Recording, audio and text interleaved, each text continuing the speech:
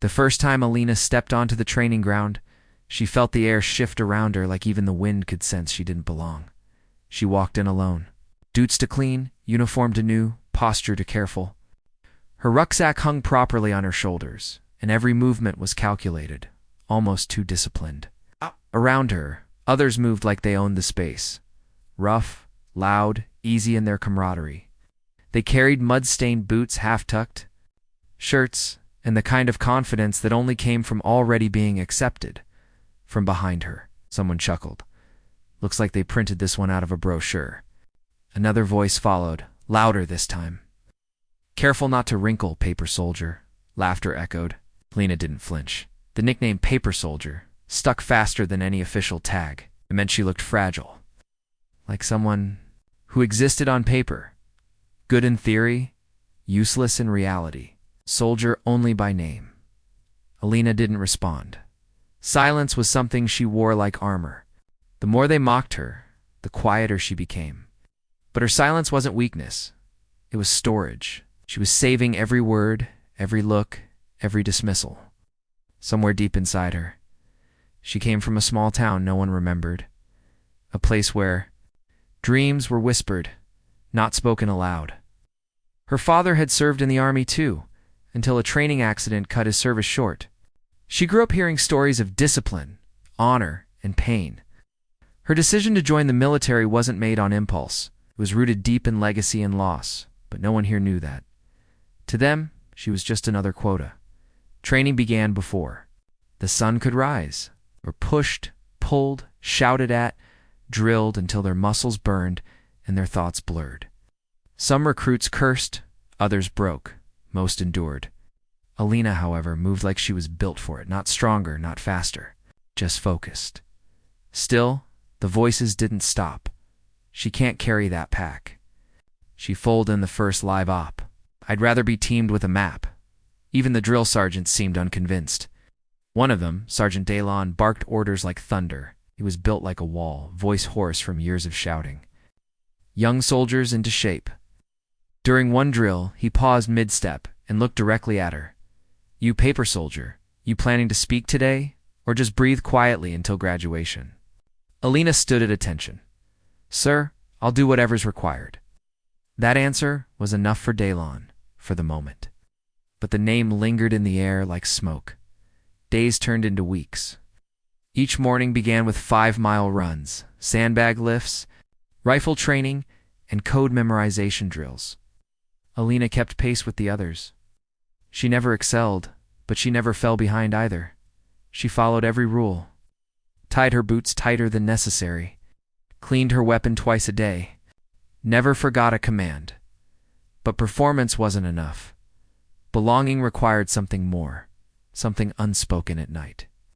In the barracks, while others joked and shared stories, Alina lay silently on her top bunk, hands behind her head, staring at the ceiling. No one invited her into conversations. No one asked her about home. She didn't mind. There was something on her wrist, hidden just beneath the sleeve of her undershirt. Faint marks, like tally lines.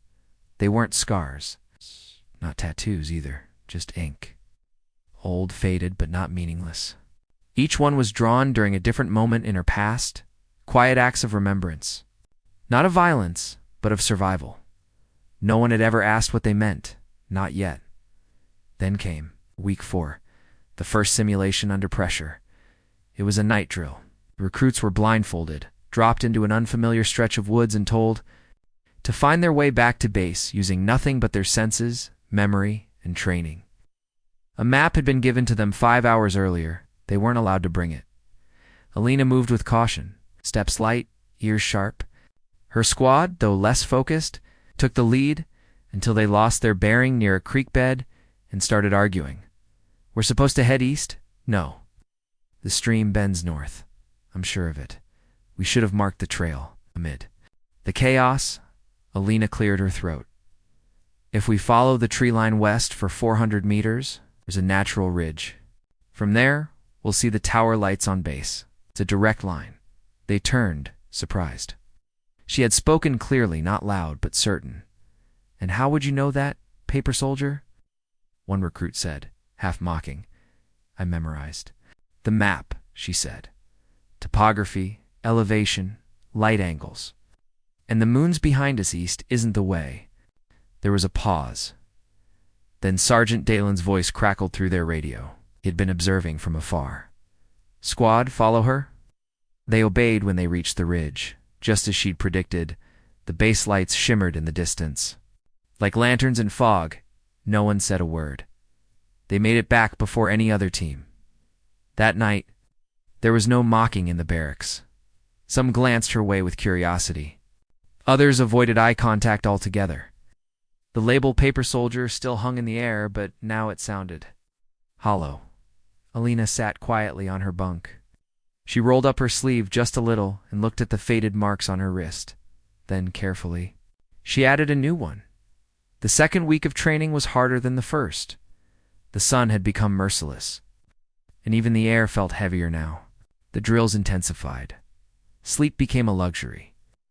Meals were fast, conversations shorter, and every second of the day was measured by whistles, shouts, or marching boots. For Alina, every morning began the same way, before the whistle even blew. She was already awake, already preparing. Her movements were quiet and steady, but they lacked the ease of those who had been built for this life. She wasn't the fastest in the runs. She wasn't the strongest on the obstacle course. Trembled during pull-ups, her legs burned during endurance drills. But still she pushed. Some noticed, most didn't. On the third day of combat drills, the squad was divided into pairs. Lena was left until last, standing alone at the edge of the field. Who wants to pair with the paper soldier? One of the guys joked, slinging his training rifle over his shoulder. No one responded. Sergeant Dalen watched quietly from a distance, arms crossed, face unreadable. He didn't say a word, not yet. Finally, a tall recruit named Briggs stepped forward. I'll take her. This might be good target practice. The others laughed. Alina didn't. They were tasked with a simple training exercise. Clear a marked building and rescue a dummy hostage. Alina followed orders, checked corners, moved low and slow. Briggs rushed ahead, knocking down a plastic door before waiting for her signal. Too slow? He muttered. You skipped the blind corner, Alina said, her voice calm. Briggs rolled his eyes. It's just training. But she knew better.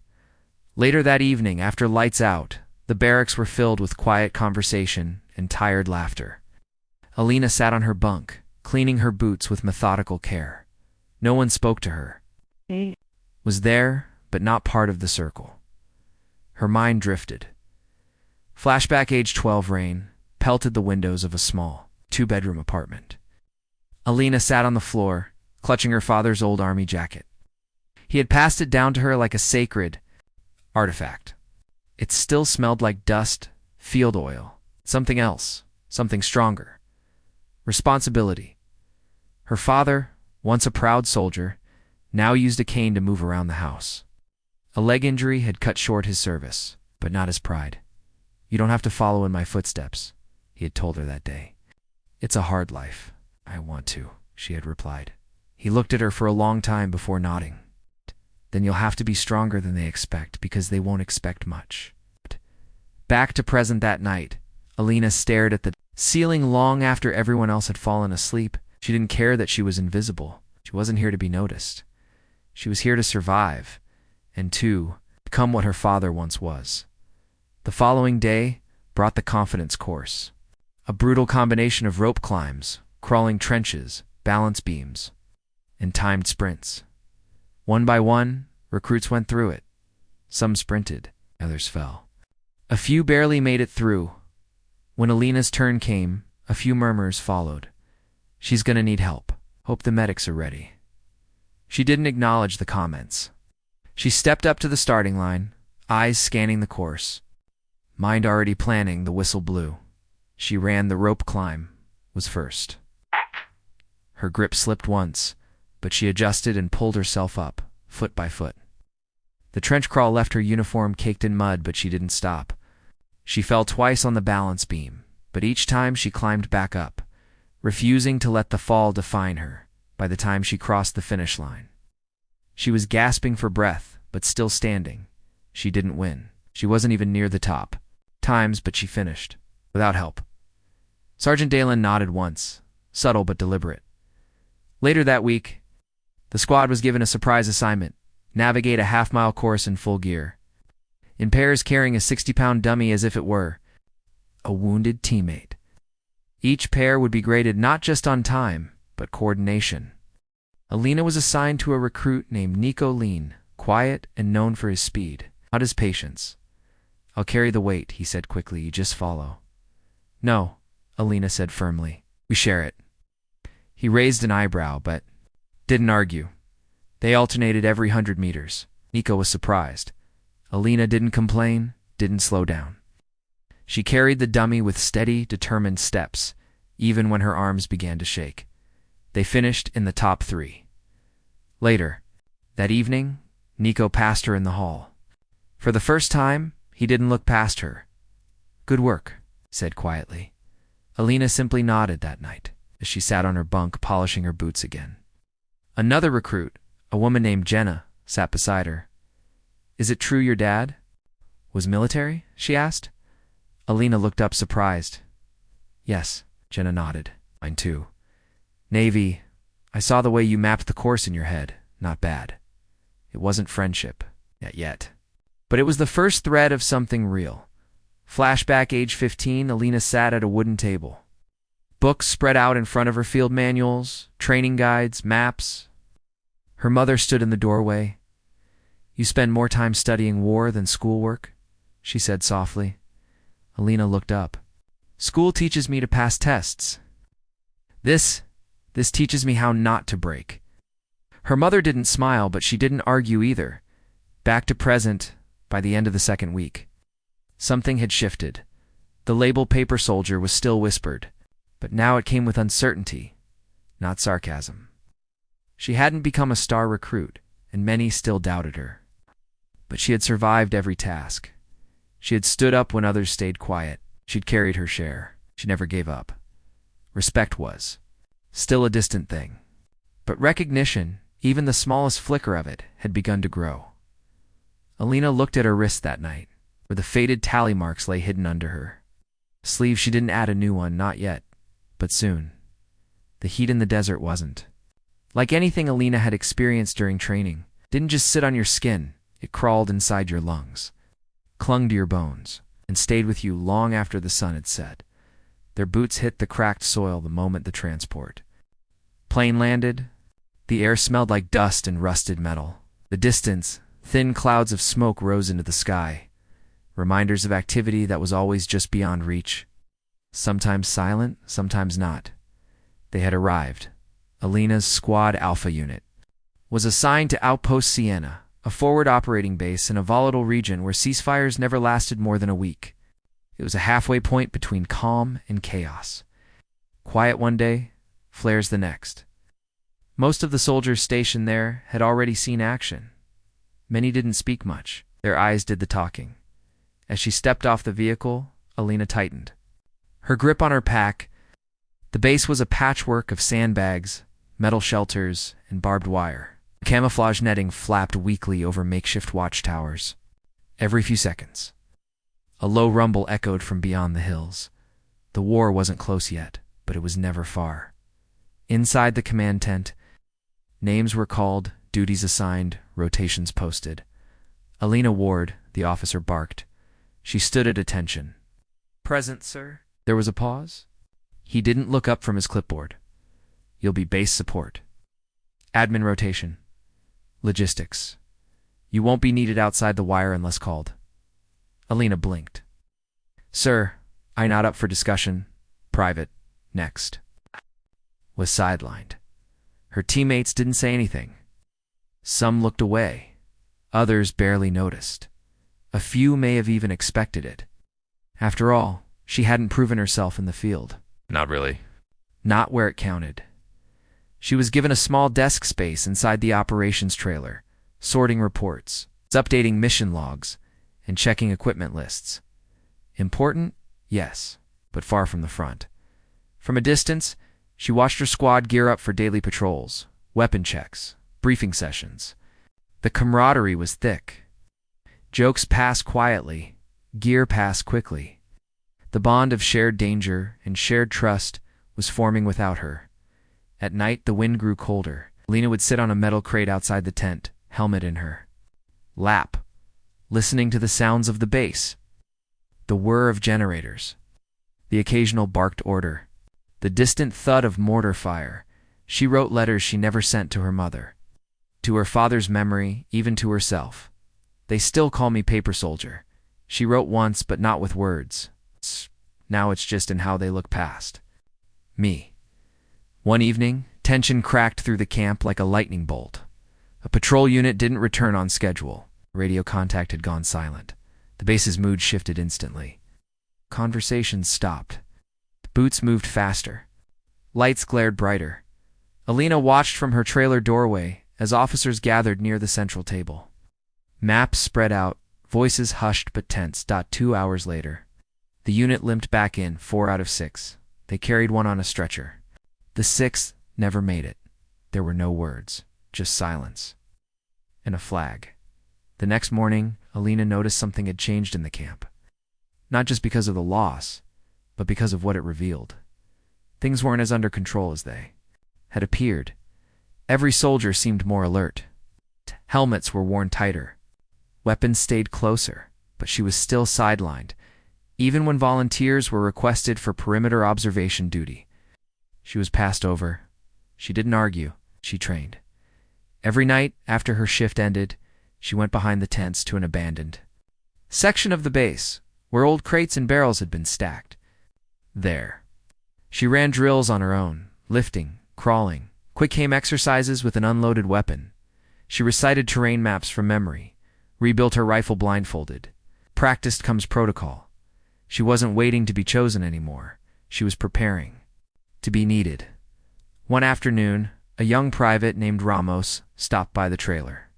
He was one of the few who'd noticed her efforts during training. "Hey," he said, hesitating in the doorway. "I saw you behind the tents last night. You've been doing that every day?" Lena nodded. "I'm just keeping sharp." He looked at her for a moment, then smiled slightly. "Good. You might need it sooner than you think." That night, a rumor moved through the base like fire. A nearby village, neutral, quiet until now, had gone dark. No radio, no scouts, no movement. Intelligence suggested it could be occupied or worse. The next morning, the command tent was crowded. A recon team was being assembled. This time her name wasn't ignored. Alina Ward, standby for recon reserve. It wasn't a lead role, but it wasn't logistics either. She nodded once. "Yes, sir." That day, as she prepped her gear, she noticed a few glances her way, not mocking, not dismissive, just uncertain, curious, as if they were beginning to ask, could she actually be ready? She didn't offer an answer. She just checked her rifle, adjusted her vest, and moved in silence, the same way she always had. That night, as the team reviewed the mission outline, the base fell into an uneasy stillness. The war hadn't arrived yet, but the tension had. The morning was quiet. Too quiet, the recon team moved in a staggered line along the rocky ridge outside the abandoned village. Dust clung to their boots. Eyes scanned every rooftop, window, and alley. Birds circled high above, the only movement for miles. No wind, no chatter, not even the usual village sounds. Alina gripped her rifle tighter. Her squad leader, Sergeant Dalen, motioned for silence. They were 10 strong, split into 2 fire teams, sweeping the area. The assignment was simple: verify reports of occupation and assess any immediate threats. But Alina's instincts buzzed. The same instincts she had sharpened during nights behind the tents. Something didn't feel right. She slowed her pace, eyes narrowing at a small structure ahead, a collapsed stable. There was no sign of recent passage. No boot prints. No tire tracks. Too clean, too deliberate. Alpha 2, hold position. Dalon whispered through coms. Alina in private. Ramos moved to ward cover behind a low stone wall. Then it happened. A sharp, mechanical click broke the silence. A half-second later, an explosion tore through the air, sending dirt and fire in every direction. They were under attack. The first blast struck. Alpha 1's lead a concussion grenade. No fatalities, but the shockwave disoriented 3 soldiers. Before anyone could react, gunfire erupted from the rooftops and alleyways. Muzzle flashes lit up the windows like lightning in the dark. Ambush, Daylon yelled. Take cover. Turn.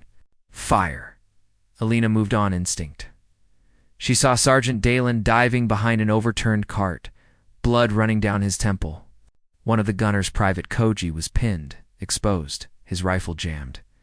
Without hesitation, Alina sprinted from cover, slid beside Koji, and pulled him back behind a collapsed wall. Bullets kicked up dirt around her as she moved. Rifles. Jammed! Koji shouted, fumbling. Alina snatched it from him, cleared the chamber, slapped it back into his hands. You're good. He stared at her for a beat before nodding and returning fire. Across the street, Ramos yelled, We're boxed in! They've got height. Alina's mind raced. She looked at the nearby storehouse, a narrow building with a crumbling balcony. If they could reach it, they could regain vertical advantage. She keyed her radio. Daylon's hit. I'm taking 3 up that storehouse for elevation. There was static. No reply. She couldn't wait. She waved to Ramos and Jenna, 2 teammates still mobile. With me. The trio crossed the open street under covering fire. Alina led, firing short bursts toward the nearest rooftop sniper. They reached the door, kicked it in, and cleared the lower room quickly. Stairs. Jenna shouted. They ascended fast and took the high ground. Alina crouched at the balcony window, marked 3 shooters, and called targets. Working together, they took out 2 and suppressed the 3rd until he retreated below the rest of Alpha. Unit began pushing back. Momentum was shifting. 15 minutes later, the shooting stopped. The enemy was gone. Silence returned, heavier than before. Medics moved quickly through the debris. Ouch. Koji had a shoulder graze. One of the recon techs had. A broken wrist. Daylon sat on the ground, conscious but clearly dazed. But everyone was alive. No casualties. Ramos approached Alina while she reloaded her rifle beside the balcony window. I saw it before it happened, he said quietly. The trap. Alina nodded. It didn't look right. Too clean. You let us out of it. No hesitation. She didn't answer. She just locked the next magazine into place. Back at base that evening, the after-action report was tense. It, now stitched up and stable, reviewed the battle layout. He called Alina in halfway through. She stood at attention, expecting another round of standard protocol. Instead, Daylon looked up and said, Sit down. She hesitated, then obeyed. You took control in the field. You made the right call. You saved my life and theirs. She said nothing. You're not just ready, he continued. You're overdue. Later that night, Alpha Unit gathered in the mess tent. There was no celebration, not in a war zone. But there was a shift. Alina no longer sat alone. Jenna handed her a cup of coffee. Koji offered a nod. Even Briggs, who once mocked her in basic, muttered something that might have been good job. She didn't smile, but she didn't need to. Recognition had arrived not as praise, but as acceptance. That night, she lay awake under the canvas of her tent, staring at the flickering lantern above. Her wrists, still marked with invisible weight, remained steady. She didn't add a tally, but she remembered every face, every choice, every second. She had proved herself, not through words, not through rank, but through action and actions. In war, were the only truth that mattered. The morning after the ambush was heavy with dust and silence. Outpost Sienna remained quiet, but the air felt charged, not from tension this time, but from change. For the first time since deployment, Alina was no longer invisible. She sat in the debrief tent alongside the rest of Alpha Unit. The long table was littered with mission maps, casualty reports, and intel photos. Alina sat near the end, half in shadow. As the commanding officers moved through their post-operation questions, Major Lorne entered late. His steps were slow, deliberate, a man known not for raising his voice but for choosing his words with precision. A decorated veteran, he rarely gave compliments. His silence usually said more than most speeches. He stood beside the central display, arms folded. I reviewed the combat report from yesterday. Alpha Unit, you should all be proud. A few nods, some half smiles. Nothing loud. Nothing careless. Then his eyes settled on Alina. You led the flank recovery, he said, voice calm but firm. She nodded once. Yes, sir. You recognized the ambush before it was triggered? Yes, sir. You personally secured high ground and suppressed enemy snipers? She hesitated. I led a small team. It was a joint effort, Major Lorne. Walked around the table slowly. When Sergeant Dalen was incapacitated, who gave the fallback order? I did, sir. He stopped behind her chair. Stand up. Alina rose. Remove your right glove. She blinked, confused. But she obeyed. She tugged off the fabric, exposing her right wrist, and with it, the faint black marks beneath. A series of short, clean lines, some crossed through with longer strokes. 5:10. More silence fell across the room. For a moment, nothing moved. No one had ever asked about the marks. Most assumed they were personal, maybe superstitious. Some thought them symbolic. Others thought they were just an odd form of journaling. But now, under the fluorescent lights of the debrief tent, the meaning behind the wrist came into focus. Major Lorne didn't speak for a long time. Then, quietly, each mark, Alina's voice was level. Represents a mission, sir. Not just missions, he said, narrowing his eyes. Confirmed results. She didn't respond. She didn't need to. The room felt smaller now. Everyone in Alpha Unit, even those who hadn't known her name last week, stared. Not with judgment, not with skepticism, but something closer to awe. The Major stepped back. Let's go over them. Alina's gaze flicked down to her wrist, as if the marks themselves could summon the memories. Flashback 1, the Ridge Mission A. Cold, rainy night in the mountains 2 years ago. A classified assignment. She had been one of 2 snipers posted on the ridge, tasked with covering the extraction of hostages. A delay in the operation left the team vulnerable. From 700 meters out, she neutralized 2 hostile threats closing in on the evac team. Her partner froze. She did first mark. Flashback to the Forest Trail convoy had been ambushed. Alina was part of a stealth unit sweeping through the dense forest, looking for survivors. In complete silence, she moved ahead of the unit and located a small shack where a wounded corporal was held. She signaled the rescue and stayed behind to provide cover from the tree line, 2nd and 3rd marks. Flashback. 3 civilian evacuation in urban sector near the border was collapsing. Civilians trapped, streets blocked. Lena volunteered for the night run. Alone, she crossed 2 districts, used rooftops and alleyways, and guided a family of 5 to a hidden tunnel system that led to a safe zone. No shots fired. Still a mission. Still a mark. Back in the present. ... The flashbacks faded as Major Lorne stepped back from her. You've been doing this longer than your file suggests, he said. Lena finally spoke. Some records were classified. I was rotated through shadow.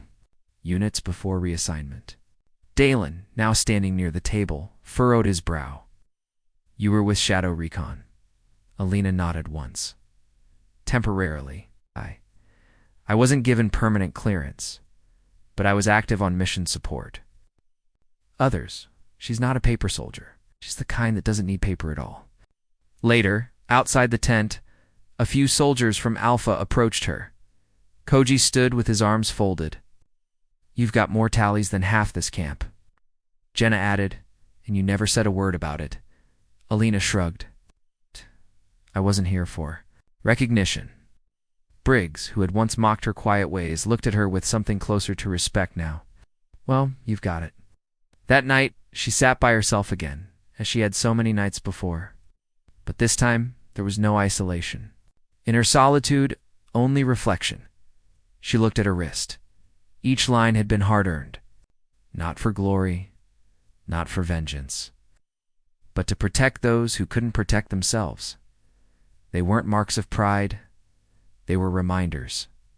And now, people knew, not just what she'd done, but who she was becoming. Not a shadow, Not a ghost, but a soldier. 2 days had passed since the ambush. The camp hadn't been the same since. Alina moved through the outpost quietly, the same way she always had. Oats firm, posture straight, gaze steady. But now, wherever she went, the silence around her wasn't about doubt or dismissal. It was respect in the mess tent. Soldiers who once whispered behind her back now gave her space not out of fear but acknowledgement. No one called her paper soldier anymore. That name had died in the fire and dust of the ambush, buried beneath the reports and debriefs. A new one had taken its place. It started small, whisper from the radio techs. She moves like a ghost. By midday, it had stuck. Ghosts, they didn't say it to mock her. They said it with something like pride. Like they had a secret weapon walking among them. The name suited her. Lena never sought the spotlight. She moved with precision, spoke only when needed, and rarely explained her actions. But now, the silence wasn't misunderstood. It was measured, intentional. On the third day, Sergeant Dalen approached her during gear checks. He held a data pad and a sealed envelope. "Alina," he said, handing them over. "You're being reassigned, temporarily." She looked up, brows furrowed. "Reassigned. Command wants you to lead a special recon op. Forward unit insertion. You'll brief at 0600 tomorrow." Major Lauren approved it himself. She took the envelope without a word and opened it. Inside was a commendation for field, leadership and bravery under fire. Below that, a note.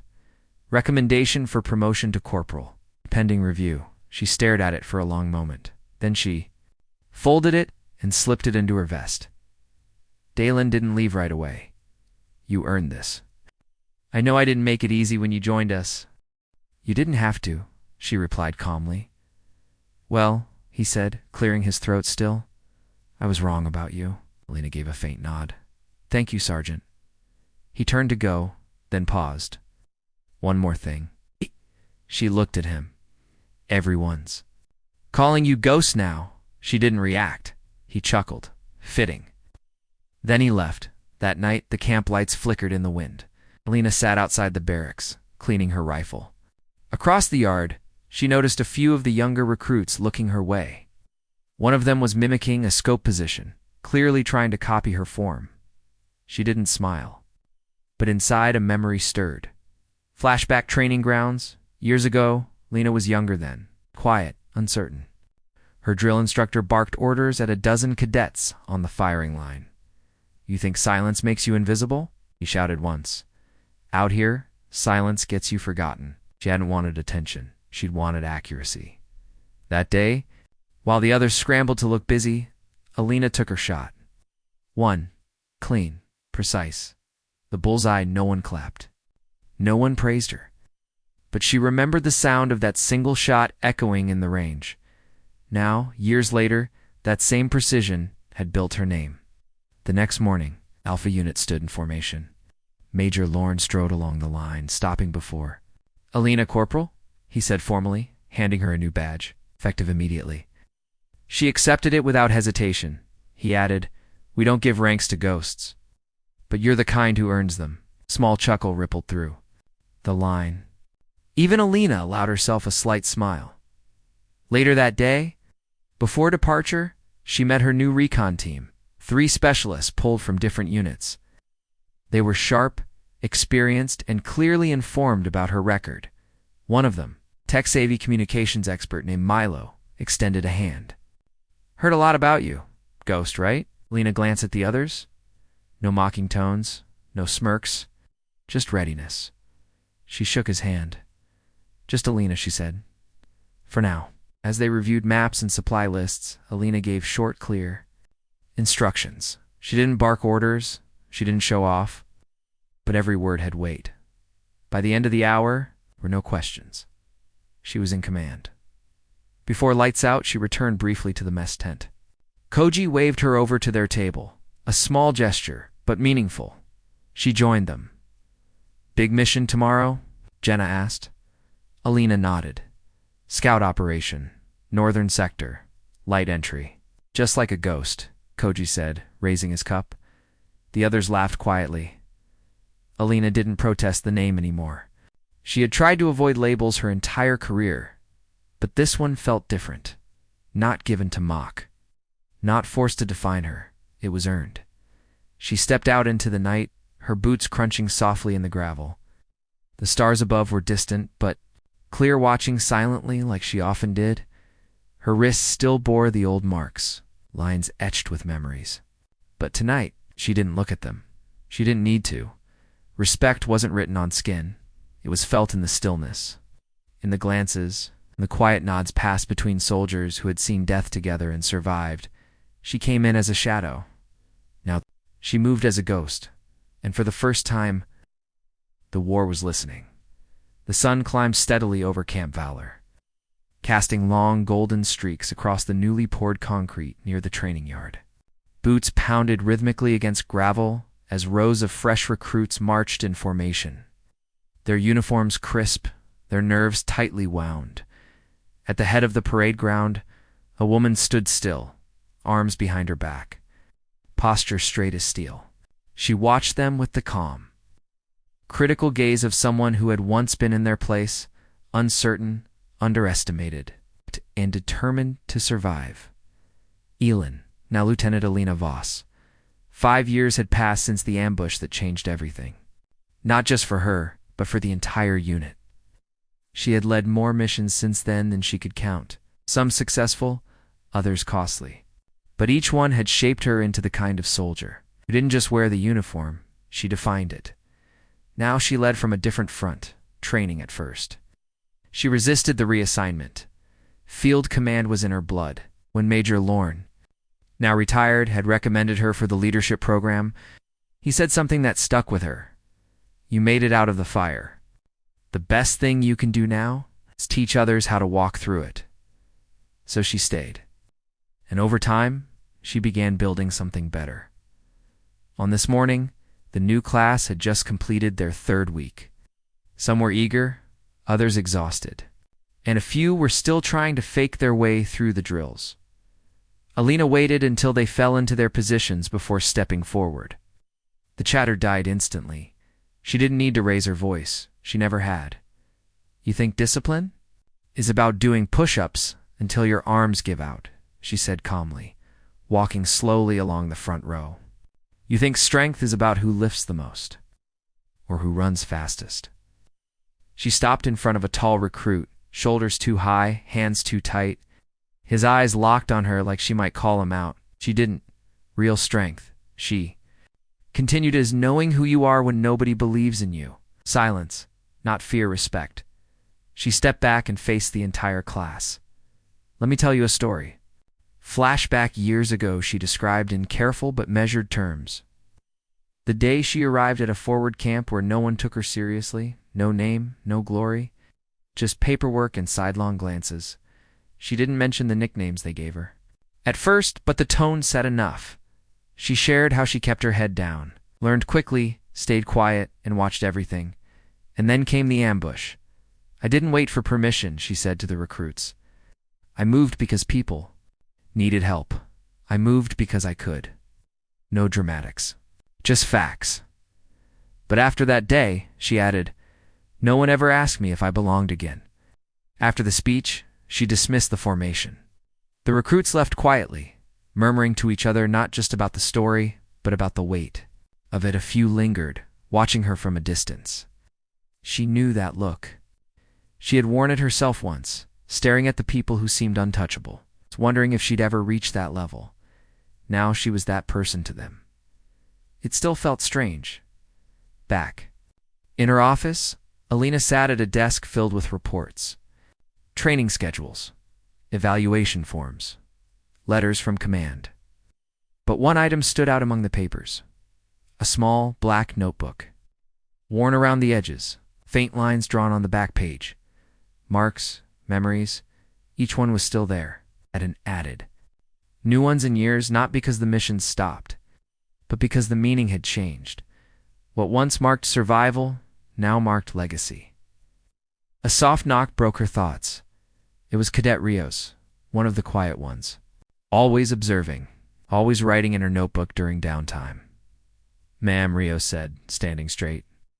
Do you really think someone like me can lead one day? Lena studied her for a moment. Same uncertainty, same fire, buried just beneath the surface. You're already leading, Alina said. The question is whether you'll keep showing up, even when no one claps for it. Rios nodded slowly. Yes, ma'am. As. The young cadet left.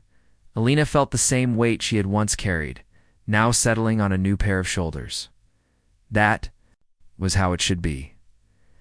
Later, as the sun began to set behind the watchtowers, Alina walked the edge of the training field alone. She passed the shadow of the obstacle course, once the site of her greatest humiliation. Now rebuilt under her guidance, she stopped at the range and watched. Few recruits lining up for extra practice. One of them pointed at her, whispering to another, "That's Ghost, the Ghost." Alina didn't turn. But as she walked away, she allowed herself one small smile in the officers' hall. An event was underway, a graduation ceremony for the previous cycle. She was invited to say a few words, formality, but important. As she stepped onto the podium, the crowd grew quiet. She glanced down at the speech she had written. Then she folded the paper and set it aside. She didn't need a script. You're going to hear a lot of names in this life, she began. Some will be given to you, some will be earned. Others will be thrown at you like insults. I was once called a paper soldier because I didn't fit the mold, because I was too quiet, too calculated, because I didn't look the part. She looked directly at the new graduates, and then I led missions that never made the news. I brought people home who were counted out. I walked through fire and I kept walking. Another pause. And eventually, they stopped calling me paper. She stepped away from the mic, and with one last glance back, she said, almost under her breath, "They called me paper, made them eat it."